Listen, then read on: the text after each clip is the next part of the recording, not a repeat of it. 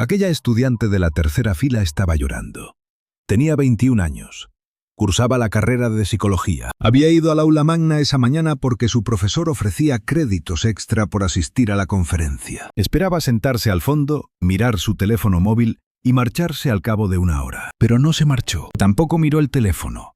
Se quedó sentada en la tercera fila de uno de los anfiteatros más antiguos de Europa, un espacio decorado con el inmenso fresco de Mario Sironi sobre Italia entre las artes y las ciencias, habiendo acogido a académicos y estadistas durante casi un siglo. Y allí escuchó al Papa de la Iglesia Católica revelarle algo decisivo, algo que nadie en toda su vida le había dicho jamás con tanta claridad y semejante convicción. Eres un deseo, no un algoritmo. 6 palabras bastaron para que rompiera a llorar. Sin ocultarse, sin discreción alguna. Ese llanto que brota cuando alguien le da nombre a una herida profunda que ni sabías que tenías. El 14 de mayo, el Papa León XIV entró en la Universidad de la Sapienza de Roma, la mayor universidad de Europa, fundada por el Papa Bonifacio en 1303, y pronunció un discurso que no tenía relación con la teología ni con el derecho canónico, alejado por completo de la política institucional que suele llenar las alocuciones del Vaticano. Habló de una mentira muy concreta, una mentira que, según él, está destruyendo a toda una generación de jóvenes. Y la señaló con tal precisión que dejó a 1.200 estudiantes y profesores y autoridades universitarias en un silencio de asombro. Si quieres entender cuál es esa mentira y por qué la decisión del Papa de señalarla en público, en un campus laico, ante un auditorio repleto de agnósticos y ateos, y personas que jamás habían pisado una iglesia, puede ser su acto más trascendental desde que asumió el cargo. No te pierdas este vídeo. Cada palabra cuenta. Suscríbete ahora y activa las notificaciones porque esto no va solo de fe. Esta es tu propia historia. Aquella visita ya era histórica. Ningún pontífice había pisado la Sapienza. Desde el año 2008, cuando una visita prevista del Papa Benedicto XVI fue cancelada, tras las protestas de profesores y alumnos que criticaban un discurso que el pontífice dio años atrás y que interpretaron como hostil hacia la investigación científica. Aquella cancelación supuso una humillación para el Vaticano y una herida que jamás cerró del todo. Durante 18 años, las puertas del campus público más prestigioso de Italia permanecieron cerradas simbólicamente al obispo de Roma. León XIV las abrió de nuevo. Y la manera en que lo hizo te dice todo sobre qué clase de papa es. No exigió ninguna invitación.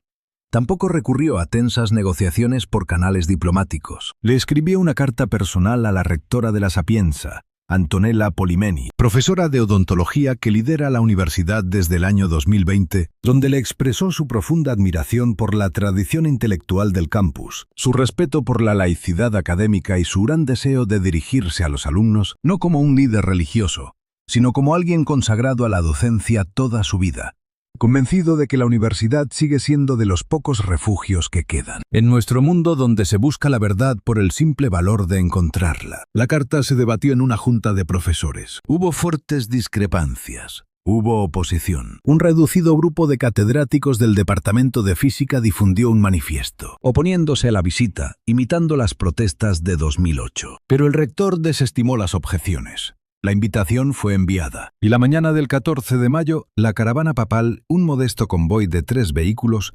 avanzó sin la pompa ceremonial que suele acompañar a estas visitas, cruzando las puertas de la ciudad universitaria.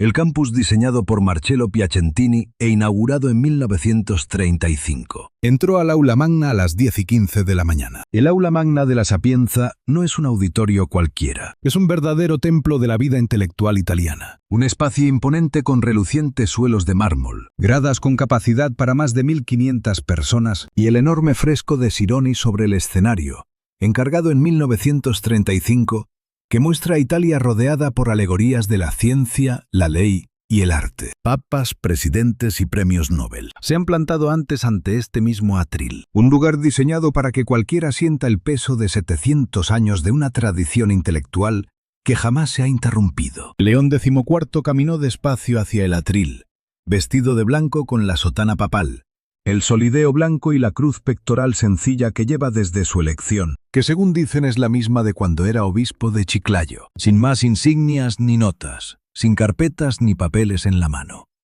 Se sabía el discurso de memoria, los 47 minutos enteros. 1.200 personas esperaban. Había estudiantes que llegaron muy temprano para conseguir asiento, profesores que suspendieron sus clases, personal administrativo y miembros del Senado académico, periodistas de los principales diarios italianos y de 3 agencias internacionales. Varios funcionarios vaticanos también observaban atentos desde allí, incluidos 2 miembros del Dicasterio para la Cultura y la Educación. Fíjense en esto. El ambiente, según testigos, era eléctrico, una extraña mezcla de curiosidad real y el típico escepticismo académico. No eran sus fieles seguidores, no eran peregrinos que viajaron desde lejos solo para ver de cerca al Santo Padre. Eran puros académicos, gente entrenada para cuestionar, dudar, exigir pruebas y resistir cualquier manipulación emocional. Muchos de ellos eran laicos, algunos abiertamente ateos, y observaban al líder de la iglesia caminar hacia el atril con la absoluta confianza de quien sabe muy bien qué va a decir, y sabe perfectamente a quién se lo está diciendo. Se quedó de pie ante el atril un instante, en completo silencio. Miró fijamente a la audiencia, no a un sector, sino a todos ellos. Cruzó la mirada con los estudiantes de las primeras filas. Alzó la vista hacia el balcón, repleto de estudiantes de posgrado que seguían de pie. Respiró hondo. Y comenzó de golpe, sin preámbulos ni saludos cordiales. Sin menciones a autoridades ni cortesías, quiero hablarles sobre una mentira. No una mentira política ni religiosa, sino una mentira sobre lo que ustedes son. La sala quedó muda. No fue ese silencio educado de un público acomodándose. Fue el silencio absoluto de quienes acaban de escuchar algo que realmente importa. Hay un sistema, dijo con extrema cautela para no caricaturizar algo tan complejo. Un sistema que les repite todos los días, a través de cada pantalla que tocan y cada métrica que los mide, que son solo un número. Que su valor personal depende únicamente de su productividad. Que vuestro valor depende únicamente de vuestro rendimiento. Que existís para competir, para optimizaros, para rendir. Y que si no rendís, sois prescindibles. Hizo una pausa y observó a los estudiantes de las primeras filas. Esta es la gran mentira y os está destruyendo. Un profesor de sociología sentado en la sección académica afirmó que el ambiente cambió por completo en ese instante. Se produjo un suspiro colectivo casi palpable en el aire. Había puesto nombre a una verdad que todos allí conocían, pero que nadie se había atrevido a pronunciar de esa forma. Ni un terapeuta ni un filósofo, tampoco un profesor. El Papa León XIV continuó hablando durante 47 minutos más. No levantó la voz ni hizo gestos dramáticos ante el público. No recorrió el escenario ni se acercó al micrófono buscando un efecto teatral. Permaneció en el atril con la serenidad de quien ha pasado décadas enteras enseñando en aulas. Primero como seminarista en el Priorato de San Agustín en Chicago. Después como profesor de teología en instituciones agustinas de Lima. Y luego como obispo que impartía catequesis en parroquias rurales peruanas. Sabía muy bien que la herramienta más poderosa de un maestro es hablar lo bastante bajo para obligar a su público a inclinarse. Y vaya si lo hicieron. Desde la primera frase, las 1.200 personas en el aula magna se inclinaron. Comenzó con un diagnóstico claro. Describió lo que denominó el malestar espiritual de la generación actual. Aclaró con cuidado que no era un diagnóstico teológico, sino puramente humano. Una crisis visible, medible y documentada que no exige tener fe para reconocerla, ni religión para lamentarla. Citó estadísticas de forma precisa, sin rodeos. Había investigado a fondo, o su equipo lo había hecho por él, y expuso las cifras con la frialdad de un médico presentando un caso de estudio. La depresión en jóvenes universitarios europeos aumentó un 40% en la última década. Los trastornos de ansiedad se duplicaron. Las solicitudes de apoyo psicológico en los campus europeos se han triplicado desde el año 2015. Solo en Italia, 1 de cada 3 universitarios presenta síntomas de ansiedad clínica. Síntomas tan graves que les impiden estudiar, dormir, relacionarse o simplemente funcionar con normalidad. En Estados Unidos, el país natal donde se formó y educó León XIV, las cifras son aún peores. El cirujano general declaró la salud mental juvenil como una crisis nacional. El suicidio es la segunda causa de muerte entre los estadounidenses de 15 a 24 años. Las urgencias por autolesiones en chicas adolescentes subieron un 60% desde 2010. La generación llamada a ser la más conectada de la historia es, según los datos, la más solitaria. Estas no son estadísticas sobre personas débiles, aclaró el pontífice. Su voz no tembló. Recorrió al público con la mirada y añadió que son datos sobre un sistema diseñado, con o sin intención, y que, según dice, deja a juicio ajeno, diseñado para generar ansiedad. Un sistema que lo mide todo pero no valora nada. Un sistema que os repite que solo valéis lo que lográis, para luego hacer que el éxito sea inalcanzable para muchos e insípido para el resto. Guardó silencio durante 3 segundos, aunque a todos les pareció una eternidad, y comenzó a desgranar los mecanismos uno a uno. Él hablaba con la precisión metódica de un profesor dando una clase que había preparado durante meses. Las plataformas de redes sociales están diseñadas fríamente, no por accidente, sino de forma totalmente intencionada, para lucrar con la comparación y la inseguridad. Explicó cómo los algoritmos priorizan el contenido que genera ansiedad, envidia y dudas personales, porque esas emociones generan interacción, y la interacción genera ganancias. Él lo advirtió. No son el cliente, son el producto. Venden su atención. Monetizan su inseguridad, y el sistema que gana dinero con ese dolor no tiene interés en curarlo. Luego señaló a los sistemas académicos que reducen la complejidad infinita del potencial humano, a simples promedios de calificaciones, exámenes estandarizados y métricas de publicación. Nos entrenan para competir entre sí, advirtió él, no para crecer juntos, sino para clasificarse. Los entrenan para superar al resto, no para aprender.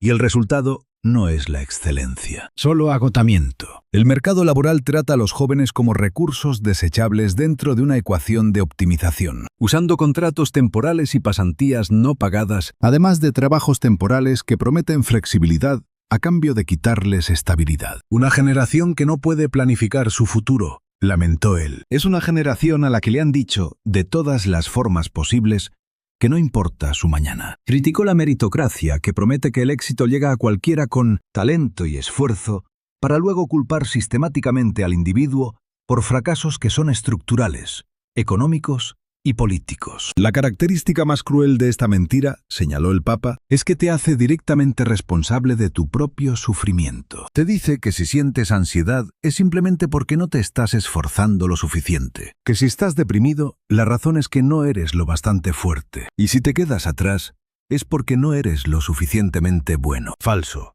Es abuso puro. Él lo llamó el chantaje de las expectativas y la brutal presión por rendir. 2 frases que los estudiantes del público admitieron después, que describían su día a día con una precisión devastadora. Un estudiante de doctorado en ingeniería de 24 años le confesó a un periódico italiano que jamás había escuchado a una figura de autoridad, a ninguna en absoluto, ya fuera religiosa o no, describir su vida con tanta precisión.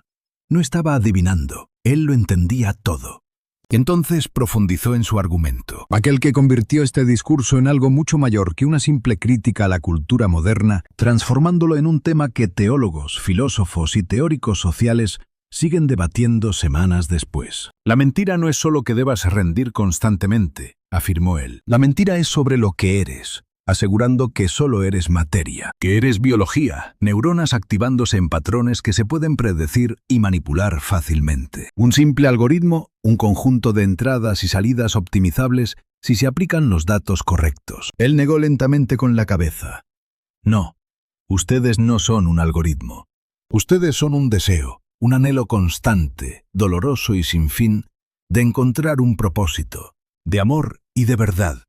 Algo que ninguna métrica puede medir y ninguna plataforma puede ofrecer. No son simplemente la suma de lo que poseen, tampoco materia reunida al azar en un cosmos mudo. Son una pregunta que el universo no puede responder por sí solo. Y el simple hecho de que se hagan esa pregunta, de que estén aquí en esta sala, vivos, conscientes y buscando, no es un accidente. Es un verdadero regalo. Esa frase final, somos un deseo, no un algoritmo, cayó en la sala como un martillo sobre el cristal. Algo cambió en el ambiente.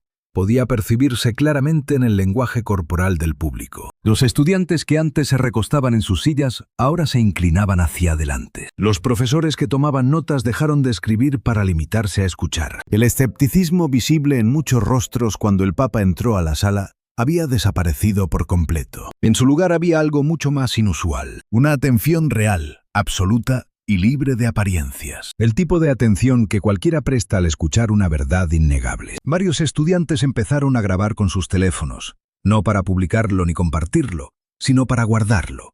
En cuestión de horas aquella frase ya circulaba por las redes sociales de toda Italia. Primero en Instagram, después en TikTok, donde un fragmento de 20 segundos del Papa acumuló más de 3 millones de visitas en 48 horas. En apenas 2 días se había traducido a decenas de idiomas y compartido por todos los continentes. Apareció plasmada en camisetas, estampadas por un estudiante de diseño en Florencia y vendidas en Internet en 72 horas. Se vio en pancartas durante una manifestación estudiantil contra la subida de matrículas en Milán. Apareció escrita a mano con rotulador negro. En la pared de una residencia de la Universidad de Bolonia, donde sigue ahí porque nadie se ha atrevido a borrarla, se convirtió de golpe en la frase más citada de un papa desde aquel «¿Quién soy yo para juzgar?» de Francisco. Pero mientras la frase de Francisco era una pregunta abierta, interpretativa y ambigua, la de Leo era una declaración rotunda de los hechos. Una afirmación sobre la realidad misma que no admitía concesiones ni daba pie al debate. Eres un deseo, no eres un algoritmo. Punto final. Pero Leo el XIV no había terminado.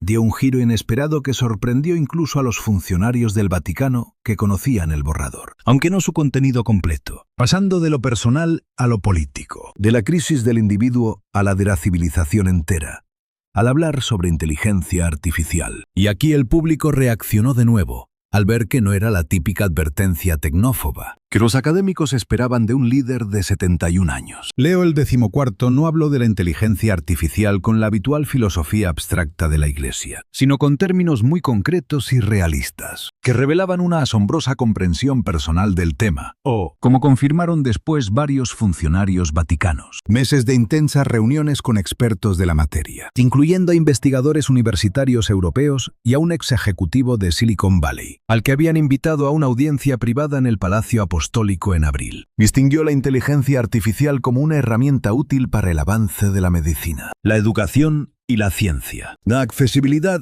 y su uso como sustituto del juicio humano en áreas donde la moral es esencial. Habló concretamente sobre los sistemas de armamento autónomo, de algoritmos que deciden la solvencia crediticia o la contratación, e incluso condenas de prisión, y de tecnologías de reconocimiento facial contra minorías. Señaló la alarmante concentración del desarrollo tecnológico en unas pocas corporaciones, cuyo único fin económico se aleja por completo del bien común. Advirtió que la inteligencia artificial aplicada a la milicia no debe eximir de responsabilidad humana ni empeorar las tragedias del conflicto. Describió la automatización bélica como una absoluta traición a la propia conciencia, al delegar la crucial decisión de matar en una máquina ajena a tal concepto. Aseguró que un dron no siente dolor y que un algoritmo jamás duda. Una máquina capaz de destruir vidas jamás entenderá lo que acaba de devastar. Y cualquier sociedad que acepte esto, cediendo sus elecciones morales más graves a sistemas totalmente carentes de ética, ya habrá perdido algo que jamás podrá recuperar. El vínculo entre su crítica a los algoritmos cotidianos y los aplicados a la guerra fue algo totalmente deliberado. Fue el hilo conductor que dio sentido a todo el discurso. La misma lógica que reduce a un estudiante a su promedio califica a un ser humano como objetivo en pantalla. El mismo sistema que dicta que tu valor equivale a tu productividad. Y asegura a un gobierno que una vida vale menos que un misil. Esa mentira no es solo individual, es civilizacional.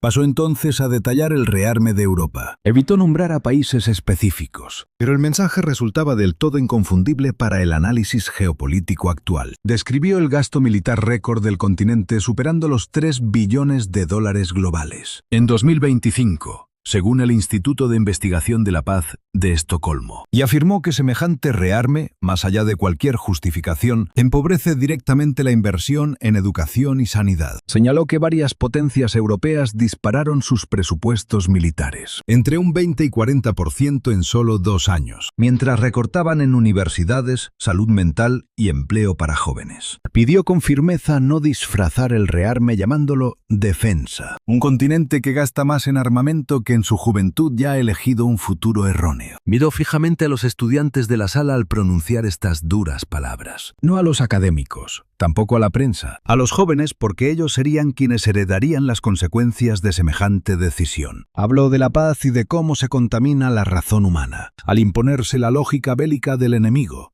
del nosotros contra ellos, del otro como amenaza, filtrándose desde el nivel geopolítico a las relaciones cotidianas. Sostuvo que esa simplificación creadora de enemigos debe corregirse, especialmente en las aulas universitarias, defendiendo la complejidad y haciendo un uso sabio de la memoria. Se refería al conflicto internacional, pero todos allí captaron el mensaje, de que señalaba también las batallas culturales y las disputas digitales, esa polarización extrema que convierte cada desacuerdo en combate y a cada oponente en enemigo. Habló entonces sobre la propia esencia e idea de la universidad, como uno de los últimos bastiones civilizatorios donde aún se busca la verdad, sin buscar el lucro, el poder o la ventaja, sino por su valor intrínseco. Elogió los 7 siglos de audacia intelectual de la Sapienza y evocó su espíritu fundador. Habló de la sabiduría construyendo su propio hogar, insistiendo en que sus puertas deben permanecer abiertas a cualquier pregunta, incluso aquellas que la ciencia no puede resolver. Interrogantes sobre el sentido, sobre el amor, preguntas sobre la muerte, sobre nuestra existencia y el deber que nos une a los demás. Están aquí porque creen en el conocimiento, aseguró con firmeza. Yo también. Pero el saber sin sabiduría es un arma, y la sabiduría sin compasión, una jaula. Sean ambas cosas, sabios y compasivos. Sean rigurosos y amables, brillantes y humildes. El mundo no necesita más expertos, necesita más seres humanos. Y entonces cerró su discurso con un único mandato. No era un ruego, ni una sugerencia, ni un simple consejo pastoral. Una orden lanzada con la serena autoridad de quien lleva toda una vida adulta, mostrando a los jóvenes su verdadero potencial. Sean un sí rotundo a la vida. El auditorio estalló, no con las permadas corteses de un público académico que tolera a una autoridad, tampoco con la ovación protocolaria que se le exige rendir a un jefe de Estado, sino con un aplauso unánime, atronador y de pie. Estudiantes levantados de sus sillas, profesores de pie, la rectora en pie, e incluso aquel pequeño grupo de físicos que había firmado en contra de su visita, se levantó también. Los aplausos duraron casi 2 minutos, y pudieron prolongarse mucho más, pero el Papa alzó la mano con suavidad y la sala enmudeció, como si 1200 personas respondieran al unísono a un único gesto. Él no hizo reverencias ni saludó con la mano, simplemente los miró, fijando la vista en alumnos, docentes y personal de la institución. Observó a los periodistas del fondo con una expresión que los testigos definieron como pura gratitud. No el agradecimiento de un artista que es ovacionado, sino la de un maestro que sabe que su lección ha sido comprendida. Luego bajó del escenario, sin bises, sin rondas de preguntas ni saludos de cortesía. Caminó directo hacia la salida, estrechó la mano de la rectora y se marchó. Su partida tardó menos de 90 segundos, pero el aula siguió llena durante otros 20 minutos. Grupos de estudiantes conversando, asimilando lo vivido. Varios de ellos aún se veían conmovedores. Fuera en el patio del aula magna, la prensa comenzó a interrogar a los asistentes. Una alumna de la tercera fila, estudiante de psicología, que solo había ido para conseguir créditos extra, explicó lo mucho que le había afectado aquel discurso, admitiendo que llevaba 2 años en terapia, sintiendo que no era suficiente, sintiéndose siempre rezagada, como si fuera una máquina que no rinde al nivel exigido. Y hoy el pontífice entró en su universidad para decirle que no es un engranaje, sino un deseo vivo, que su valor no reside en lo que produce, sino en lo que es. Hizo una pausa. Nadie se lo había dicho antes de esa manera. En los días posteriores a la intervención, la repercusión de sus palabras alcanzó una magnitud e intensidad extraordinarias. Un hecho insólito donde un mensaje del Vaticano traspasó las fronteras del ámbito espiritual para instalarse en el debate público. Analistas progresistas elogiaron a León XIII por conectar con el mundo laico con gran cercanía, al abordar el bienestar emocional sin prejuicios ni rastro de condescendencia y por proponer una dignidad humana que va más allá de cualquier creencia. Un editorial de La República, diario poco propenso a simpatizar con la Santa Sede, calificó aquel discurso como el mensaje papal más relevante para los no creyentes en toda una generación. Un profesor de filosofía de la Universidad de Milán escribió que León XIV había logrado algo que muy pocos líderes religiosos consiguen alcanzar. Les habló como teólogo a un público laico, y ellos no escucharon teología, sino la verdad. Los católicos conservadores elogiaron el discurso por su claridad implacable, al articular la doctrina de la Iglesia sobre la persona humana, la imago Dei, es decir, la imagen de Dios, que sostiene que todo ser humano posee una dignidad intrínseca e inalienable, no por lo que hace, produce o logra conseguir en su vida, sino por lo que es, una criatura hecha a imagen y semejanza de Dios. Un comentarista católico tradicionalista escribió lo siguiente: este es el Papa en su mejor momento, proclamando la fe sin concesiones ni disculpas, y lejos del sentimentalismo blando que ha plagado el discurso católico durante décadas. Los críticos, incluidos varios investigadores destacados en inteligencia artificial y ejecutivos tecnológicos, rechazaron con firmeza lo que ellos describieron como un romanticismo antimoderno por parte del Papa. Una columna en Wired Italia argumentó que su crítica a los algoritmos era un profundo error sobre cómo funciona la tecnología y que retratar a la inteligencia artificial como algo inherentemente deshumanizador resultaba simplista y poco útil. Un profesor de ciencias de la computación de la propia Sapienza, que asistió al discurso y aplaudió al final, redactó sin embargo una respuesta, argumentando que el propio deseo del pontífice es un algoritmo, le guste o no. El cerebro es un sistema computacional complejo. El deseo no es más que un patrón de activación neuronal. La distinción papal entre lo humano y lo algorítmico resulta filosóficamente insostenible. El debate continúa. Se prolongará durante meses, tal vez años. Lo cierto es que ya ha generado más artículos académicos, columnas de opinión y debates en redes que cualquier otro discurso papal reciente. Pero dentro del Vaticano, la perspectiva es otra. Esto es algo mucho más profundo que un simple momento viral en Internet. Se ve como una declaración de intenciones, un manifiesto sobre lo que representa este pontificado, lejos de la política institucional y las disputas canónicas, y ajeno a la gestión de un imperio burocrático, centrándose en defender a la persona, frente a cualquier fuerza que intente reducir, mercantilizar o borrar la dignidad sagrada que reside en cada ser humano. Un asesor papal de alto rango aclaró que no acudió a la Sapienza para convencer a nadie. Fue simplemente a decir la verdad, a decir algo que realmente necesitaba ser expresado, en un lugar donde debían ser oídas, ante un público que tenía la necesidad de escucharlas. Para él, esa es la verdadera labor del Papa, no administrar una institución, ni presidir ceremonias solemnes, sino proclamar la verdad, sobre todo aquellas realidades que nadie más se atreve a pronunciar. Otro funcionario del Vaticano que conoce a León XIV, desde sus años de servicio en Perú, ofreció una perspectiva mucho más personal. La gente no comprende a este pontífice porque lo confunden con un político. No es un político en absoluto, es un maestro. Cada acto, discurso, decisión y gesto constituye una enseñanza.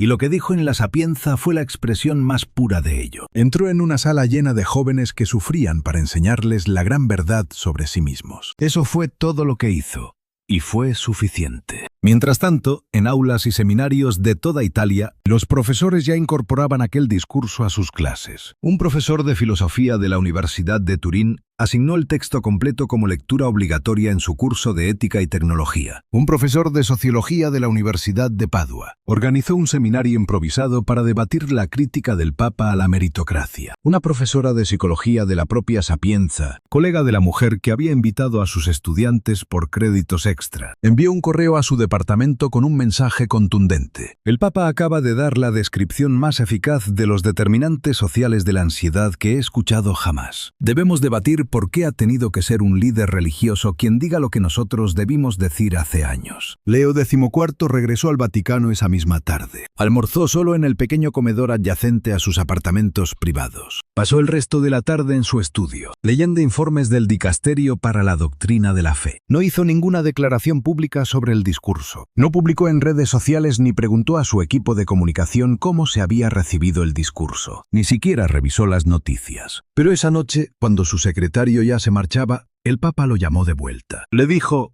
la chica de la tercera fila, la que estaba llorando, averigua quién es exactamente. Envíale un rosario y dile que el Papa la recuerda. El secretario preguntó qué debía escribir en la tarjeta. El Papa lo pensó un momento y luego dijo: escribe que no es un algoritmo, que es amada. Firma como Leo. Aquel rosario fue entregado a la mañana siguiente por un mensajero vaticano en la residencia de una estudiante de psicología de 21 años en la Universidad de Roma. Ella no ha hablado de esto públicamente. Quizá nunca hable de ello de forma pública. Pero una amiga suya le contó a un periodista italiano que, al abrir el paquete, sostuvo el rosario entre sus manos durante mucho tiempo sin decir una palabra. Luego dijo: Tal vez la iglesia no sea lo que yo pensaba. Ella no es católica. Ni siquiera está bautizada. No asiste a misa y jamás había hablado con un sacerdote en toda su vida antes de ese día. Pero conservó el rosario. Ahora lo tiene en su mesita de noche. Y su amiga dice que ha empezado a hacerse preguntas, no sobre religión o dogmas, sino sobre lo que significa vivir en un mundo donde un hombre al que no conocía pudiera entender su dolor con tanta precisión y responder con semejante delicadeza. Ese es el verdadero legado del 14 de mayo. Ni un cambio político, ni una declaración doctrinal, ni un titular. Un simple rosario sobre la mesita. Una estudiante que dejó de creer que era solo una máquina. Un papa que entró a una sala llena de desconocidos, les reveló su propia verdad y se marchó, dejando atrás algo que ningún algoritmo, métrica ni sistema de control, de evaluación del rendimiento podrá medir jamás. La esperanza. Si queréis seguir de cerca cada paso de este pontificado extraordinario, cada discurso, cada decisión y cada instante revelan quién es realmente el Papa León XIV. Suscríbete al canal y activa las notificaciones ahora mismo. Esta conspiración apenas está comenzando. Lo mejor está por llegar.